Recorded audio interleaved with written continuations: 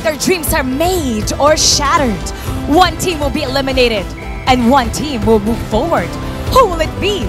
Let's get it started!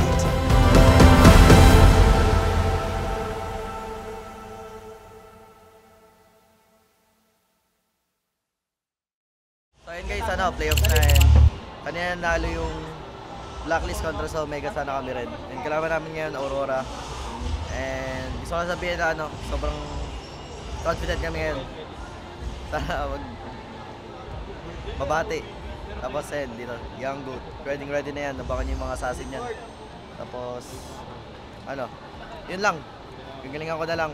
Tapos may malas. In 3, 2, 1, transition. Gagalingan daw. Sobrang excited ako and masaya kasi nandito yung pinaka-paldo na coach and most aggressive coach. Kasi MLBB history. Okay guys, kasi nandito yung si Bostik, kaya yun, paldo. Prediction. Prediction ko, mananalo yung better team today. Palamang. Guys, kalaban namin ng Aurora. Sana manalo kami kahit 3-0, 3-1, 3-2 pa yan. Basta manalo kami para makapag-top 4 kami. Para makabalik kami sa upper. Gano'n kahalaga yung laban na ito ngayon? Sobrang halaga kasi first time namin sa lower bracket So, tignan natin kung ano mangyayari. Masabi ko, mas malupit sila. Good luck, good luck. Guys, marami na laban namin. Dapat di pa kami umuwi. Gano guys, nagkasal kami kay Sandy sa kasi ko ako mapasok. Pagkatalo kami. May the best big win. Sana alam kong hindi magiging madali ang laban natin. Tinalo tayo nila nung regular season. Pero ngayon, nakapag-adjust na tayo, natuto na, mas malawak na rin mga hero pool natin. Gamitin natin yung advantage na to. Hindi pa nila nakikita yung full potential ng team natin. Tapos, kalmado lang tayo pag maglalaro mamaya parang rin. Para mas makapag-isip ng ayos, magawa natin yung mga optimal play na pwede sa game, tapos good luck. Ayun, sabi ni Coach, unang-una pa rin disiplina eh. Yun lang naman yung kinukulang sa atin ng mga unang laro natin. Tapos yun, tulungan pa rin, usahan natin sa drafting. Since siyempre, alam niyo naman, medyo nagkukulang tayo sa drafting. So, hanggat may masasabi, hanggat meron kayong suggestion, sabihin niyo na agad para mabilis tayo makapag-decide. Tapos, sa laro, umpisa, disiplina talaga. Huwag kayong magmamadali, huwag kayong pa-hype. Ayoko nung yung parang last time na nangyari sa atin eh. Sobrang hype natin eh. Sobrang gulo talaga ng comms nyo. As in, siguro less hype lang, mas maging kalmado. Tapos ayusin lang natin lahat ng kailangan nating iayos. Mas malinis lang guys. Alam ko kaya nyo na lahat eh. At nasa atin na lahat lahat kaya natin. Pero yun lang, linis lang talaga. Disiplina lang. Okay, for me naman guys, after ng regular season, nakita ko sobra-sobra yung effort na ginawa nyo para malinis yung laro, lumawak yung hero pool, ma-improve yung micro and macro, at lalo-lalo na sa drafting. And then para sa akin, kung ano yung excitement, control lang sa isa't isa, communication, and wag kayong magigigil pag nag-e-end kayo ng game. Unahin nyo yung presence of mind, and lalong-lalo na alam ko kayo, magkakasama kayo ngayon, it's all or nothing. Ngayong playoffs, bigay natin yung 101% natin against Aurora. Hindi nga tayo nanalo throughout the regular season, pero I know ngayon, ramdam ko, iba yung meron kayo sa ngayon. Good luck sa inyo guys, I'm very proud of you. Oo, ngayon, walang second round kung sakaling matalo tayo, pero alam ko na kaya nyo, at saka magandang laban yung ibibigay natin today. So naman, yung mga nangyayari sa atin nung regular season, siguro iwanan natin lahat yun. Pero, ang tatandaan natin is mga lessons na nakuha natin during regular season. Lagi natatandaan natin yung mga senaryo na nakakapaan tayo. Lagi natin isipin natin lagi. Lagi na alalahanin. Disiplinado lang guys. Disiplina pa rin. Next, focus. Focus lang tayo, buong laro, focus. Usap-usap, walang may iba. Walang hihiwalay sa plano natin, sa goal natin. Next, siguro tiwala sa preparation natin. Ako din niwala sa preparation natin within 2 weeks na to, sobra-sobra. Sobrang laki ng improve nyo. Kaya eto, ilabas natin lahat dito, do or die game, isipin natin, 1 game at tatay na lagi. Ilan lagi? Tulong-tulong hanggang dulo. Okay? Ay, pamay pa. Lalo lang lagi, pre. 1, 2, 3! Let's go!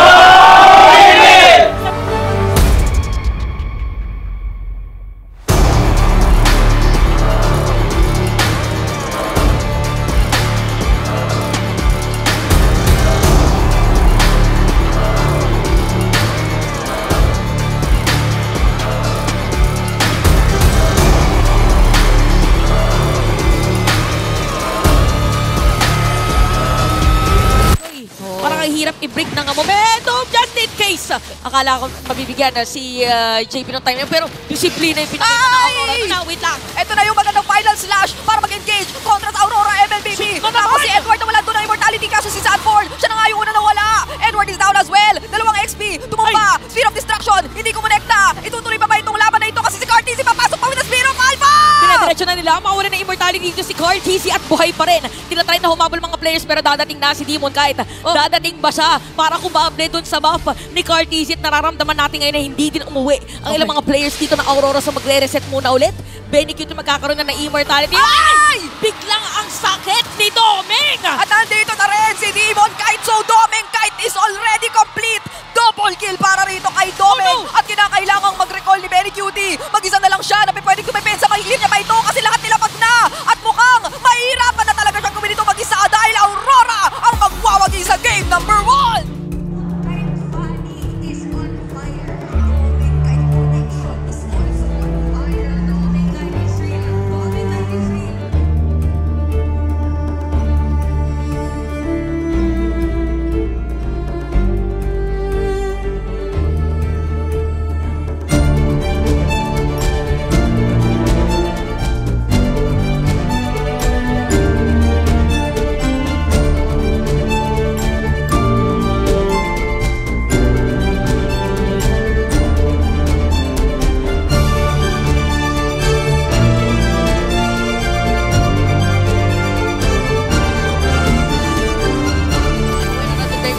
Para hindi na maglakad pa mga players nila ng TLP. Oy, pero si Rene J ha, teka lang ha. Parang manggagaling sa likod, nakakaabot kayo, yan ang tanong natin. Oy, manggagaling sa likod si The Hitman! Wala na dito si Edward, dalawang mahuhuli with the implosion. Pero ang target lang talaga ni Demon kahit sa likod ay si Benecute, nagkaroon pa ng Blood Wings! At natapos na nga yung laro! Ang daming nangyari! Ang daming...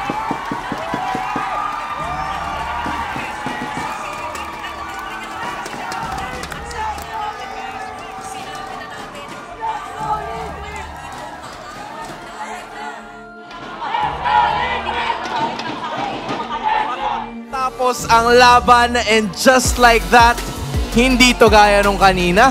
1-1 ang tema natin ngayon, Coach. Mukhang you're up for a really good series. Kita natin ang naipakita ng Team Liquid at ang MVP ng laban na yon, all serious play. Oo nga kasi kanina pa, 18 na, ay 15 minutes. 15 minutes na yung laban natin. Tapos 2 beses pa lang siyang namamatay. Yes. Tapos 8 kills na siya. So totoo yung sinabi mo dito, napakataas talaga na stack! Ayan na talaga yung nastakan. Si Demon kahit para masastakan din. At hindi na rin kinakaya ni JB kapag siya'y pumapasok. Sobra ng hapdi. Aabutan pa dito si Sanji. At malinis na wipeout for Team Liquid. Isang key-point lang ang pinay. Aurora MLBB match point! Isa na lang ang kanilang inaantay at kitang-kita natin ang ugong ng mga Auroras.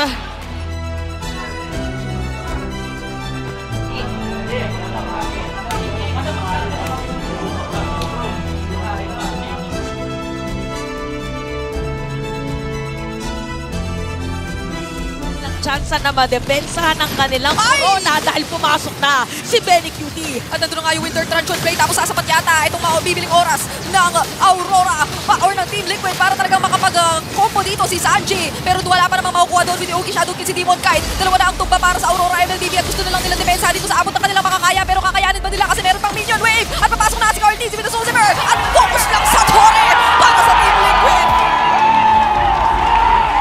Ano bang sinabi natin? Game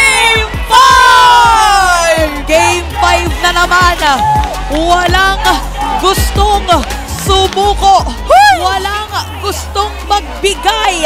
TLPH ties the game and we're heading into a game number 5.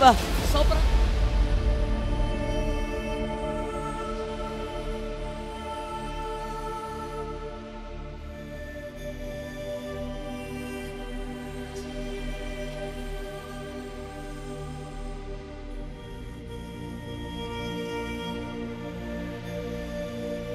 Guys, panalo kami last game against Aurora. Sana bigay yung Louie, pati edit ni Sanford, at ni Sanji. Yeah! Ayan, low or tie na. Sana manalo kami. Parang kinakabahan ka.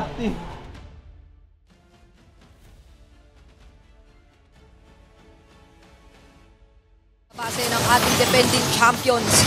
Pero gustong depensahan ng Team Liquid. Etong base or inhibitor turret nila. Pumasok na nga doon si Edward. Pero si Sanji, medyo mahahanap yata siya doon sa bandang likuran. Quicksander, ginamit na rin dito ni JP. At mukhang makukuha na kayo dalawang inhibitor turrets. Wala na rin yung Pride of Ice para dito kay Sanji. Mapapatong pa siya ni Domeg. -1 para sa Cavalry. At magtutuon ng pansin ang Aurora doon sa isang mga inhibitor turret. okay, naantay nila yung minion wave sa may middle lane, pero mayroong kalahating buhay. Ay, ang sakit na ni Domeg! Nararamdaman natin yung damage si Domeg. At bigla nawala na si JP doon sa may bandang gilid. At mukhang ito na yata inaantay nila!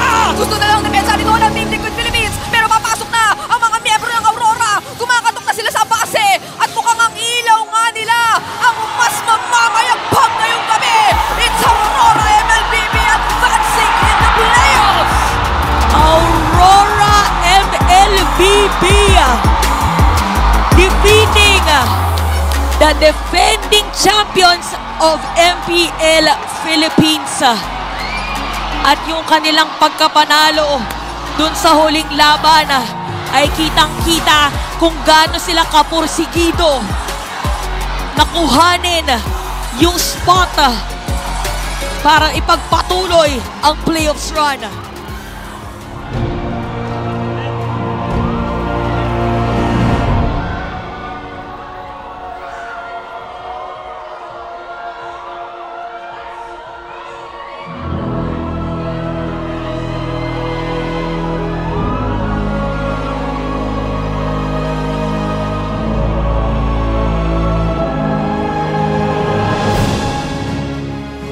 Sa lahat ng sumusuporta dyan, sorry, di kami makakapag-worlds ngayon. Di namin madedefend yung crown, pero ano. Sobrang gusto ko talagang ipanalo this season. Despite top 5 kami ngayon, sobrang gigil na gigil ako manalo, pero medyo kinulang pa talaga kami. So, hindi namin mag-improve pa. This may not be your season, but the whole world is waiting for you to once again become the champion. Let's give it up once again to TLPH!